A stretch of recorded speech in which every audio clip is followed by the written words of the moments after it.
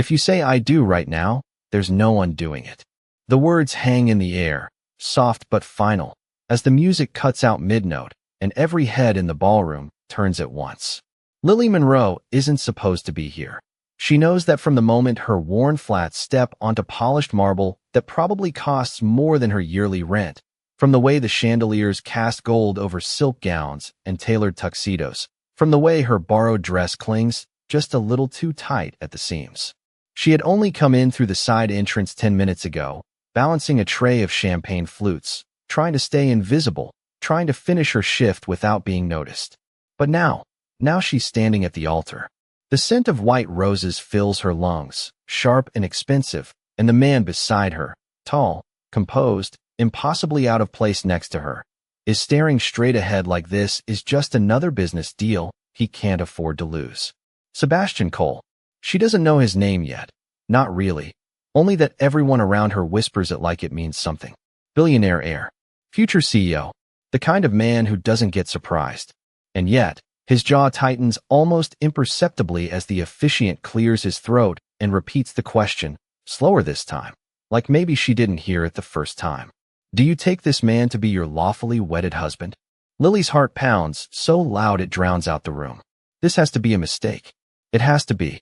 She glances sideways, expecting someone to laugh, to pull her away, to fix whatever mix-up put her here, but the seats are filled with silent, watchful faces, cameras already lifting, phones recording, the moment stretching too long. Somewhere in the chaos, she remembers the frantic whispers backstage, the bride is gone. We need a solution.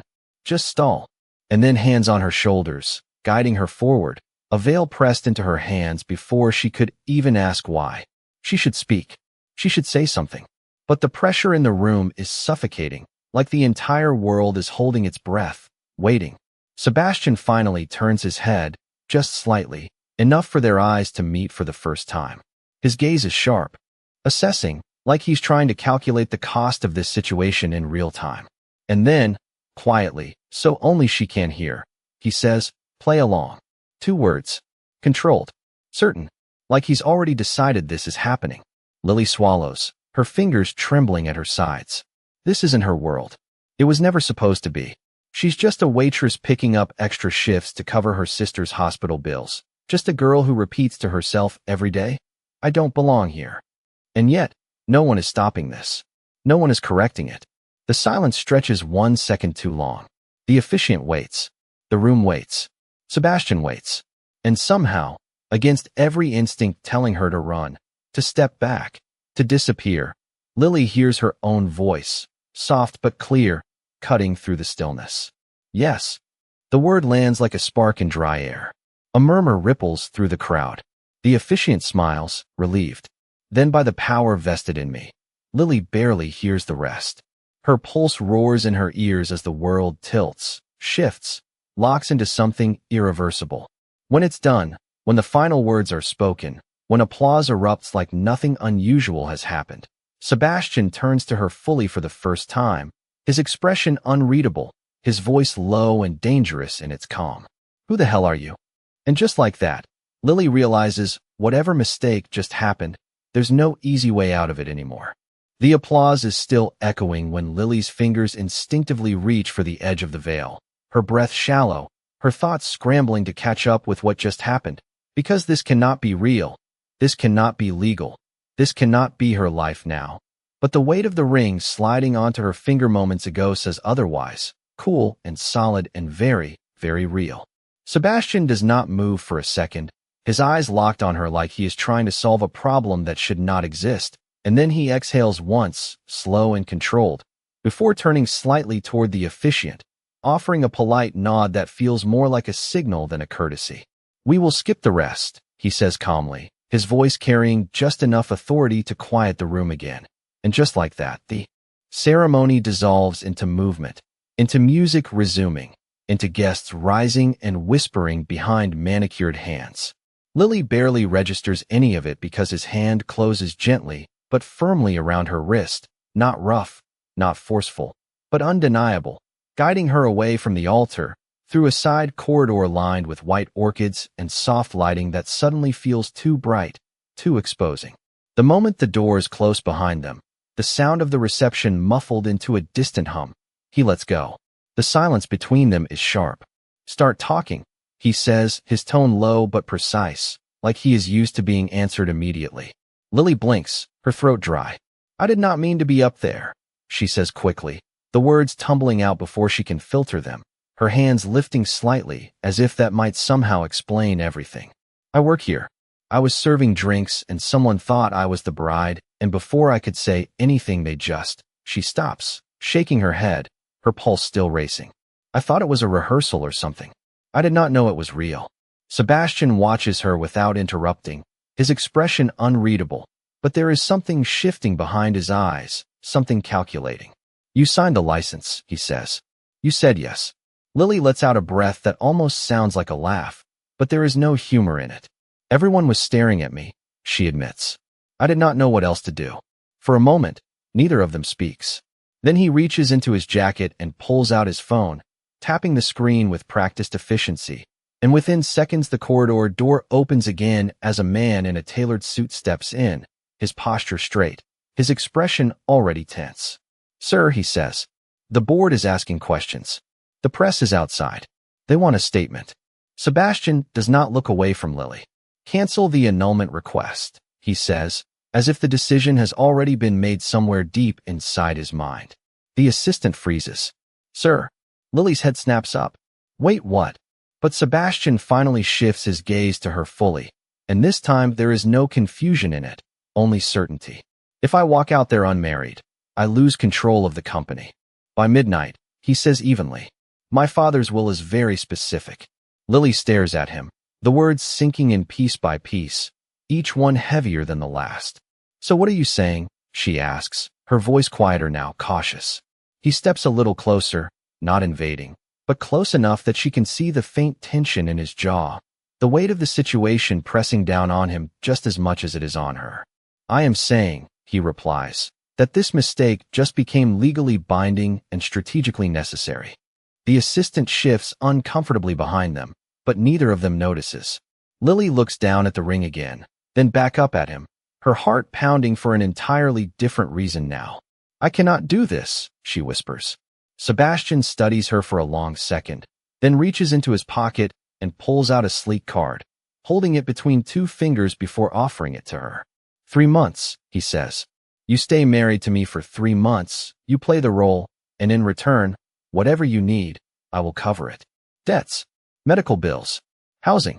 Lily hesitates, her fingers hovering just short of the card. "Why would you trust me?" she asks softly. Sebastian's expression does not change, but something in his voice shifts, just slightly, when he answers. "I do not," he says. "I just do not have a better option." And in that narrow, quiet hallway, with the distant sound of a celebration that was never meant for her, Lily realizes that walking away might not be as simple as she thought. Lily does not take the card right away, her fingers still hovering in the space between them as if touching it might lock her into something she cannot escape. And for a moment, she just stares at Sebastian, trying to understand how a stranger can stand so calmly in the middle of a situation that feels like it is swallowing her whole. But then her mind drifts, uninvited, to the hospital room 3 miles away where her younger sister lies under fluorescent lights that never turn off, to the stack of unpaid bills folded in her bag, to the quiet voice of the nurse who had said, "We will need a decision soon." Her chest tightens. 3 months, she repeats slowly, as if saying it out loud might make it more real, more measurable, something she can survive. Sebastian nods once. 90 days, he says. After that, we file for a clean separation. No complications. No complications. The words sound almost ironic considering how this began. Lily finally reaches forward and takes the card, the edges smooth against her fingertips, heavier than it should be. "And you will really pay for everything?" she asks, her voice careful, because this is the part that feels too good to be true. Sebastian does not hesitate. "Yes." She searches his face for doubt, for hesitation, for anything that might suggest this is a lie, but all she finds is certainty, cold and precise, like he has already accounted for the cost and decided it is worth it. Behind him, his assistant shifts slightly, glancing between them, clearly aware that whatever Lily says next will change everything. Lily exhales slowly, her shoulders rising and falling as she makes a decision she never imagined she would have to make. Okay, she says, the word barely louder than a whisper but steady enough to hold. I will do it. For the first time since she met him, something in Sebastian's posture relaxes, just a fraction, like a piece of pressure has been lifted. Good, he replies, and then immediately turns toward his assistant. Prepare a statement, he says. We present this as planned. No deviations.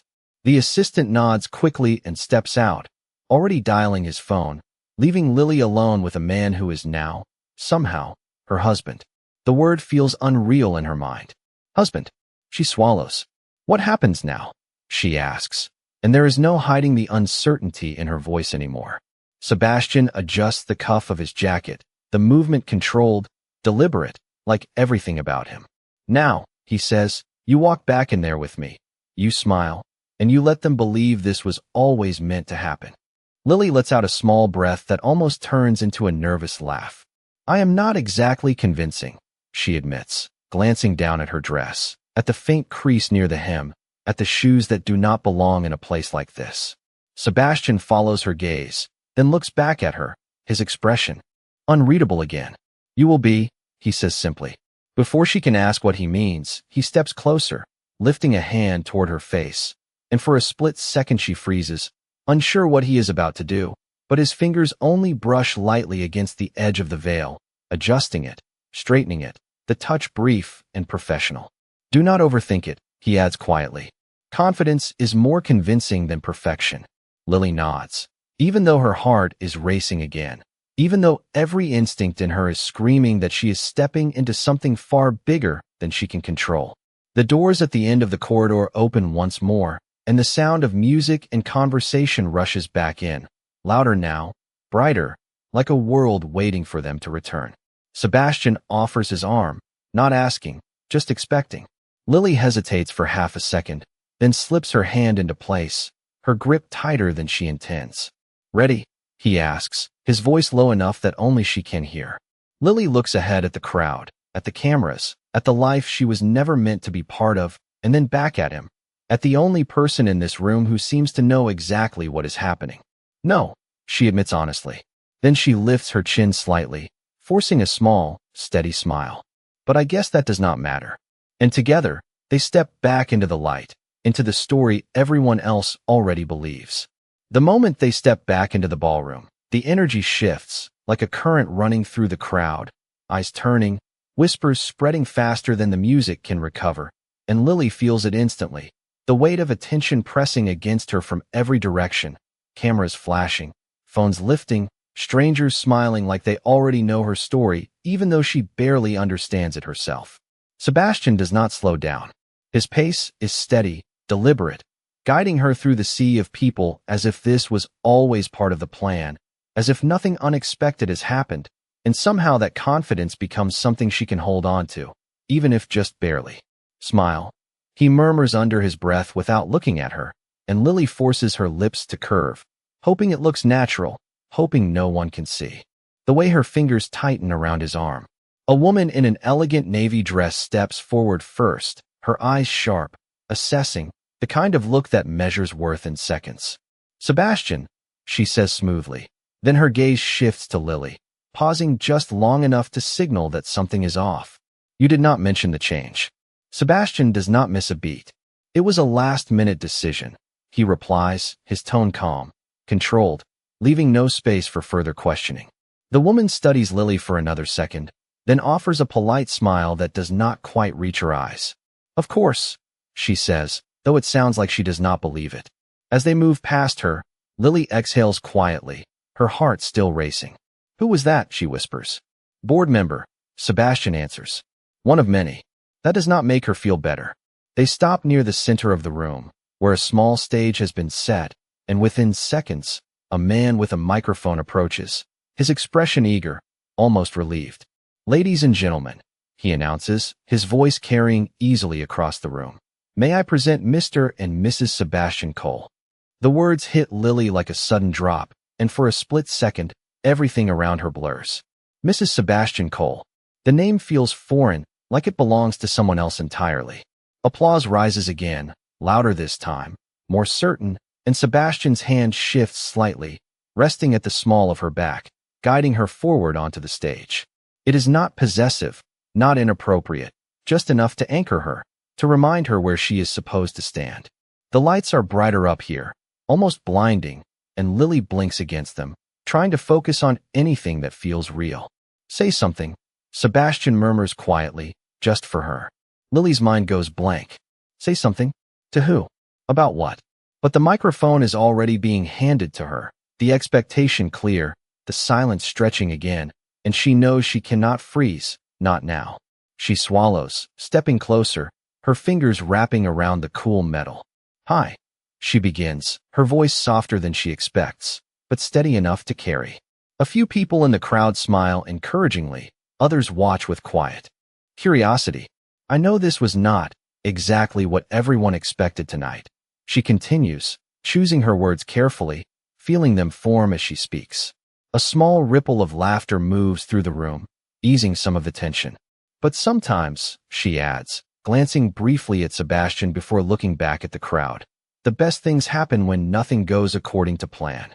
There is a pause, then applause again, warmer this time, more genuine, and Lily feels a flicker of something unfamiliar settle in her chest. Relief, maybe, or the beginning of something else. She hands the microphone back, her fingers brushing briefly against Sebastian's as she does, and for the first time since this began, he looks at her not with calculation, but with something quieter, something almost like approval. Not bad, he says under his breath. Lily lets out a small breath she did not realize she was holding. I am improvising, she admits.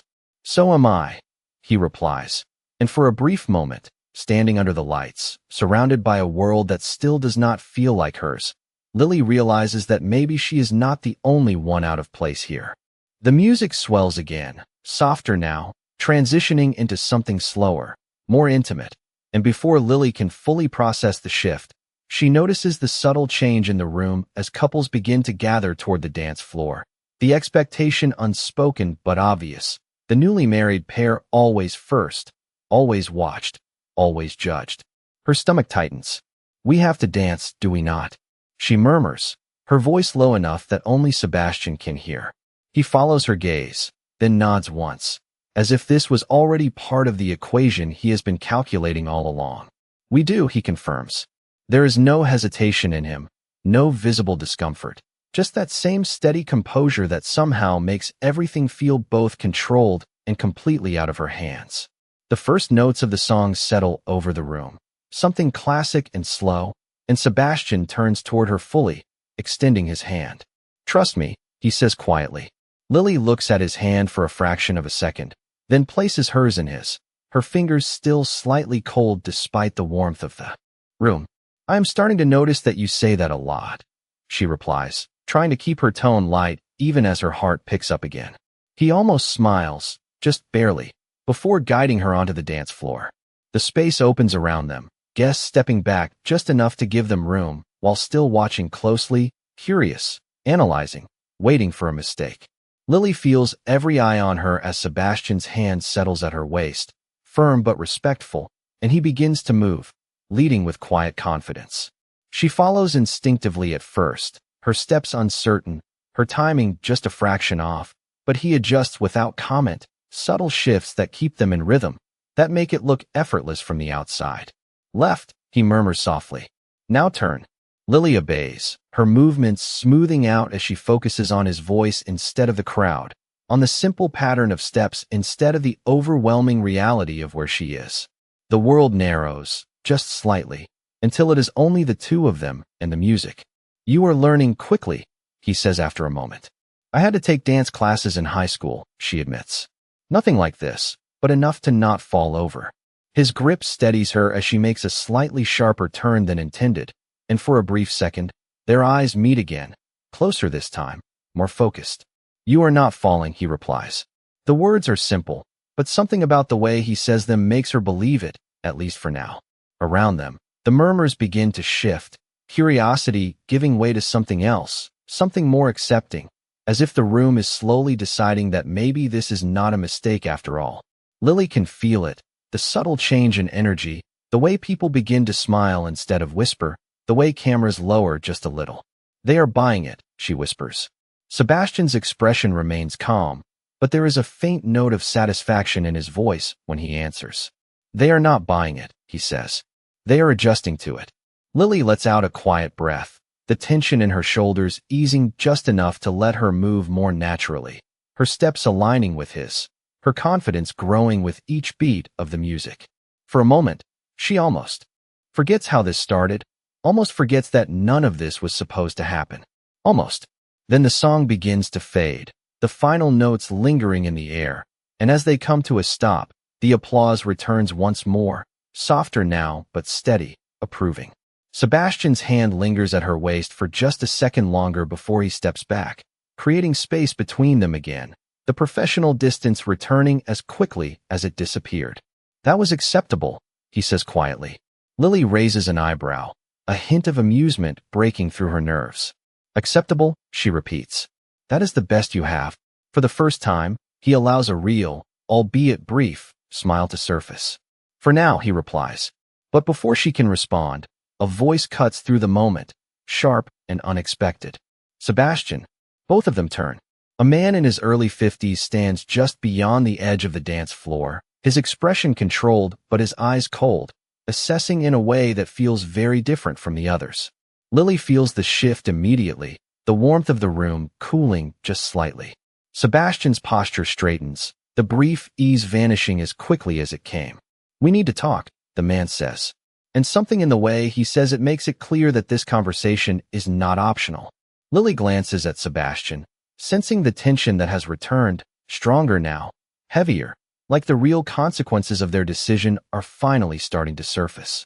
The moment the man speaks, the air around them changes, subtle but undeniable, like a shift in pressure before a storm, and Lily feels it immediately in the way Sebastian's hand drops from her back, in the way his shoulders square just a little more, every trace of ease gone. Excuse us, Sebastian says calmly, his tone polite but firm, and before Lily can react, he gently guides her toward the edge of the dance floor, not releasing her entirely, just enough to keep the illusion intact as they approach the man. Up close, Lily notices the details she missed before, the tailored suit that speaks of quiet power, the silver at his temples, the sharpness in his gaze that does not soften when it lands on her. You improvised, the man says, his voice low, controlled, but carrying a weight that makes it feel like a statement, not a question. Sebastian meets his gaze without flinching. I adapted, he replies. The man's eyes flicker briefly to Lily, scanning her in a way that feels clinical, measuring, like she is a variable he has not accounted for. This is not what was arranged, he continues. Lily shifts slightly, her fingers tightening at her side, resisting the urge to step back. She knows she does not belong in this conversation, but she is very much a part of it. The original plan is no longer relevant, Sebastian says, his tone unchanged. The outcome is the same. A pause follows, heavy and deliberate. Then the man exhales slowly, as if recalibrating. We will discuss this later, he says, and though his voice remains even, the underlying tension does not disappear. His attention returns to Lily, and this time, his gaze lingers just a second longer. Mrs. Cole, he adds, the title precise, almost testing. Lily feels the words settle on her again, unfamiliar but impossible to ignore. She nods slightly, unsure what else to do. Sir, she replies quietly. For a brief moment, something unreadable passes through his expression, then he turns and walks away without another word, disappearing into the crowd as if the conversation never happened. Lily lets out a breath she did not realize she was holding. Who was that? She asks once he is gone. Sebastian watches the direction the man left, his jaw tightening just slightly. My uncle, he says. He sits on the board. Lily nods slowly, the pieces starting to come together, though the picture they form is far from comforting. He does not look convinced, she says carefully. He does not need to be convinced, Sebastian replies. He needs to be contained. The way he says it sends a small chill down her spine, not because it sounds threatening, but because it sounds practiced, like he has been navigating situations like this for a long time. Lily glances around the room again, at the guests who have returned to their conversations, at the soft music filling the space, at the illusion of normalcy that has somehow been restored. Is it always like this? She asks quietly. Sebastian looks at her, and for a brief second, something softer flickers in his expression, something almost human beneath the control. Yes, he says. You just never notice it until you are part of it. Lily lets that sink in, her mind racing, her heart still trying to keep up with everything that has happened in the past hour. And now I am part of it, she murmurs. For 90 days, he reminds her. She nods, but the number feels abstract, distant, like something that will not truly matter until it is over. A server passes by with a tray of drinks, and for a split second, Lily's instincts kick in, the familiar urge to step forward, to help, to blend back into the role she understands. But she stops herself, her hand lowering before it reaches the tray. That is not her role anymore. Not here. Not now. Sebastian notices the movement, the hesitation, and for the first time, he speaks without calculation. You will get used to it, he says quietly. Lily looks at him, a faint, uncertain smile touching her lips. I'm not sure I want to, she admits. He studies her for a moment, then nods once, as if accepting that answer. That might be what makes this work, he says. And as the music continues and the night moves forward, Lily realizes that whatever this arrangement is, whatever it is about to become, it is already far more complicated than either of them planned. The night does not slow down after that. It only changes shape. The music lighter now, the conversations louder, but beneath it all Lily can feel the undercurrent shifting, like something invisible has started moving against them, and she notices it in the way certain guests look at her a second too long, in the way whispers follow her as she walks beside Sebastian, quieter now, but sharper, more focused. Stay close, Sebastian says under his breath as they move through another cluster of people, his voice calm, but edged with something new, something more alert. Lily nods without arguing, her earlier nervousness replaced by a growing awareness that this is not just about pretending anymore. This is about surviving a room full of people who are already trying to figure her out. They stop near a long table lined with crystal glasses, and before she can say anything, a woman steps directly into their path, her smile bright, but her eyes cold. Well, the woman says, tilting her head slightly as she looks Lily up and down. This is unexpected. Sebastian does not respond immediately, and Lily can feel the tension in his posture beside her. Charlotte, he says finally, his tone polite but distant. You look well. Charlotte lets out a soft laugh that does not sound amused. Do I? She replies, her gaze still fixed on Lily. I suppose I should be asking the same of your wife. The word lingers, deliberate, pointed. Lily forces herself to meet her gaze, refusing to shrink back even though every instinct tells her to. Nice to meet you, she says, her voice steady despite the way her heart is beating faster again. Charlotte's smile widens just slightly, but it does not reach her eyes. Is it? She asks. Because from where I am standing, it looks more like a very well-timed accident. The comment lands exactly where it is meant to, and for a moment, the air between them tightens. Sebastian steps in before Lily can respond. Careful, he says quietly, his voice no longer polite, the warning clear beneath the surface. Charlotte's expression flickers, just for a second, then smooths out again. I am simply curious, she replies. You were supposed to marry someone else tonight. Lily feels the weight of that statement immediately, the confirmation of what she already suspected, that there was a plan before her, a person before her, a life that did not include her at all. She glances at Sebastian, but he does not look at her. Plans change, he says. Charlotte studies him for a long moment, then turns her attention back to Lily, her voice softer now, but no less sharp. Be careful, she says. This world does not forgive mistakes easily. For a second, Lily almost laughs, not because it is funny, but because the irony is too heavy to ignore. Good thing I did not come here expecting forgiveness. She replies before she can stop herself. The words surprise even her, but once they are out, she does not take them back. Charlotte blinks, clearly not expecting that answer, and for the first time, her composure cracks just slightly. Then she smiles again, slower this time. Interesting, she says, before stepping aside and letting them pass. As they walk away, Lily exhales, her shoulders loosening just a fraction. Who was that? She asks quietly.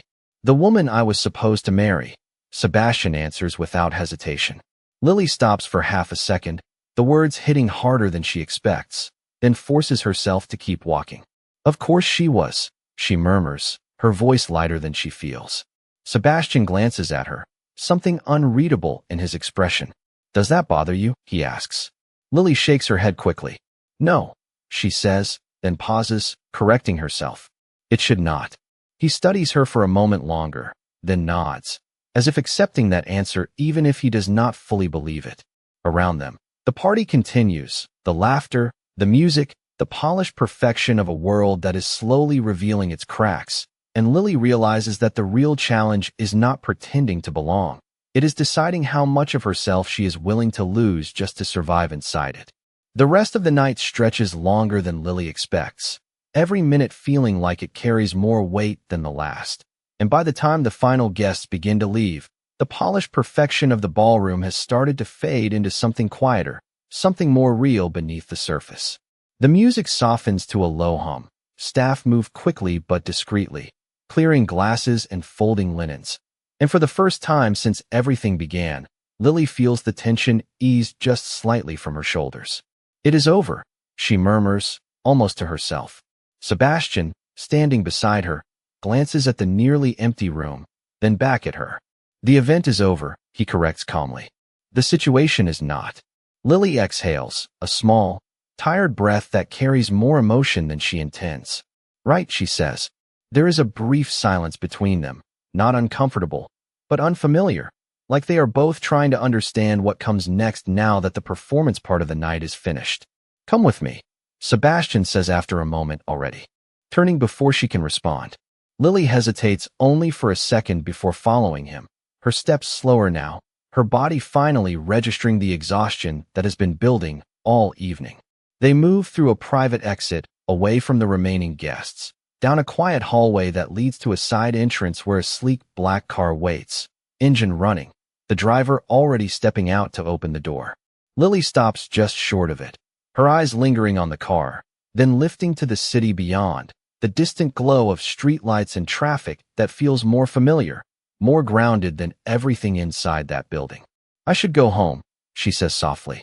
Sebastian pauses, studying her for a moment. You do not have one, he replies, not harshly, just stating a fact she cannot deny. The words land heavier than anything else tonight. Lily looks down, her fingers tightening slightly around the fabric of her dress. I will figure something out, she insists, though there is no real plan behind it. Sebastian steps closer, not invading, but closing the distance enough that his presence feels steady rather than overwhelming. You already did, he says quietly. You agreed to this. Lily meets his gaze, something flickering in her eyes, uncertainty mixed with something else, something stronger. This is not real, she says. Not like that. Sebastian holds her gaze, unshaken. It is real enough to protect you, he replies. And real enough to protect me. There is a pause, the city noise faint in the background, the moment stretching just long enough for Lily to feel the weight of the choice in front of her. Then she nods slowly, more to herself than to him. 90 days, she repeats again, as if grounding herself in the only part of this she can control. 90 days, he confirms. He gestures toward the car, and this time, Lily does not hesitate. She steps forward and slides inside, the soft leather seat unfamiliar beneath her, the quiet of the interior almost surreal after the noise of the ballroom. Sebastian follows, the door closing behind him with a muted finality that echoes louder in her mind than it should. The car begins to move, pulling away from the venue from the night that changed everything, and Lily watches through the window as the building disappears behind them, growing smaller with each passing second. Where are we going? She asks after a moment. Sebastian does not look at her immediately, his gaze fixed ahead, thoughtful. Home, he says finally. The word hangs between them, simple but loaded with meaning. Lily turns her head slightly, looking at him, then back out at the city lights passing by in long, blurred streaks. Home.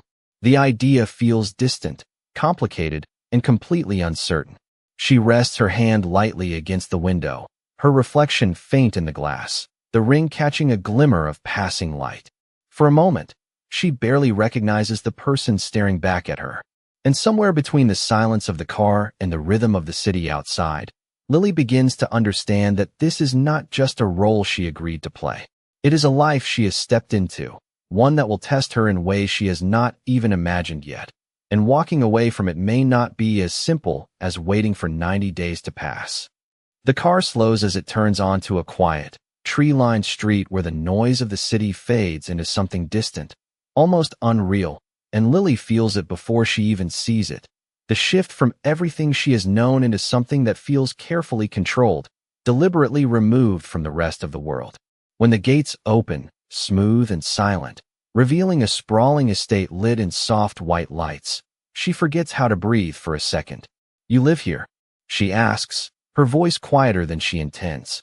Sebastian does not answer immediately, but when he does, it is simple. "Yes." The car glides forward, stopping in front of a wide entrance framed by tall glass doors, and as the driver steps out to open it, Lily hesitates again, her hand resting lightly against the seat, as if stepping out will make everything final in a way she cannot undo. "You can still walk away," she says suddenly, her voice almost a whisper. Sebastian pauses, looking at her, and for the first time tonight, there is something unguarded in his expression, something that does not feel like strategy or control. "Can you?" he asks in return. The question catches her off guard. Lily looks down at the ring again, at the quiet reflection of light against it, and then back at him. "No," she admits, more honestly than she expects. He nods once, as if that answer settles something between them, then steps out of the car. After a second, Lily follows. The air outside is cooler, calmer, and the silence is almost overwhelming after the noise of the ballroom. Inside, the house is even more striking. High ceilings, clean lines, everything perfectly placed, like nothing here is accidental. It does not feel like a home. It feels like a space designed to be seen, not lived in.